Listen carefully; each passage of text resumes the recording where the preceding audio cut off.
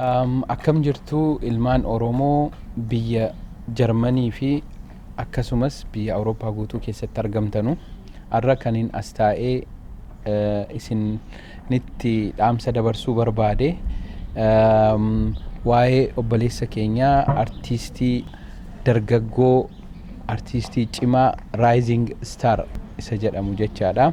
Walaleessaa waloo Shaggaa Baadiyyaati. Shaggaa Baadiyyaa yeroo jalqabaaf an mataa kiyyaan kan hin bare yeroo osaan seenaa osaa keessatti biyya Jarmanii yookaan immoo biyya Awurooppaa Ameerikaa irraa bahee jechaadha. Yeroo jalqabaaf sagantaa qopheessan irratti walaloo inni dhiheessee namoota 2,000 ol achitti argaman mana keessatti sagantaa sana irratti argamanii haala hin eegamneen gammachiisee nin wal baree sana boodagaa hojii isaa hedduun beekaa biyya Jarmanii keessatti tattaaffii adda addaa godhaa naman baay'ee dinqisiifadhu jechaadha. Amma albamii tokko baasee jira. Albamiin kun Hibboo Deebii Dhabe jedha. Hibboo Deebii Dhabe kanammoo guyyaa Julaay 13 bara 2019 as magaalaa Nuurambargitti eebbisiisaa.